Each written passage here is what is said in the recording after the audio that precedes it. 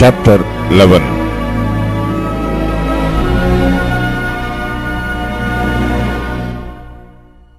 Then Nachash the Ammonite came up and encamped against Yabesh Gilead, and all the men of Yabesh said unto Nachash, Make a covenant with us, and we will serve thee. And Nachash the Ammonite answered them, On this condition will I make a covenant with you, that I may thrust out all your right eyes, and lay it for a reproach upon all Israel. And the elders of Yabesh said unto him, Give us 7 days respite, that we may send messengers unto all the coasts of Israel. And then, if there be no man to save us, we will come out to thee.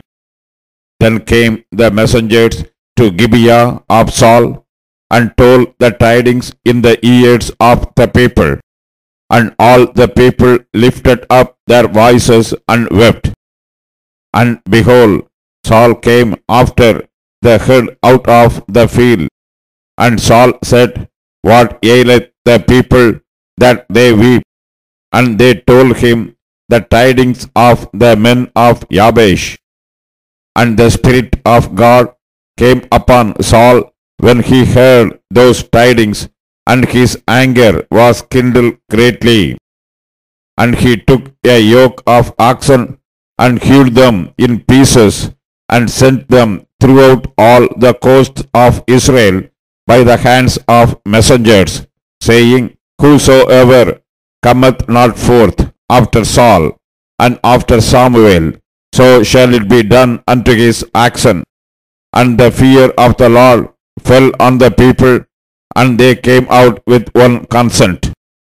And when he numbered them in Bezek, the children of Israel were 300,000, and the men of Judah 30,000.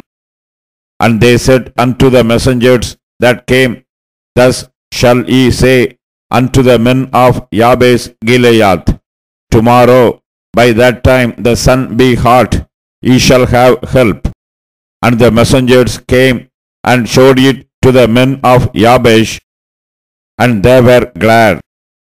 Therefore the men of Yabesh said, Tomorrow we will come out unto you, and ye shall do with us all that seemeth good unto you.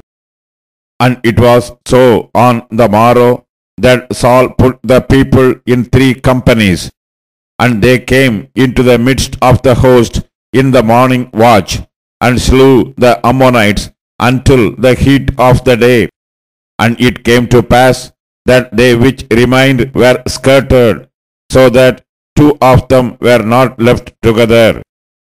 And the people said unto Samuel, Who is he that said, Shall Saul reign over us? Bring the men, that we may put them to death. And Saul said, There shall not a man be put to death this day, for today the Lord hath wrought salvation in Israel. Then said Samuel to the people, Come, and let us go to Gilgal, and renew the kingdom there. And all the people went to Gilgal, and there they made Saul king before the Lord in Gilgal. And there they sacrificed sacrifices of peace offerings before the Lord. And there Saul and all the men of Israel rejoiced greatly.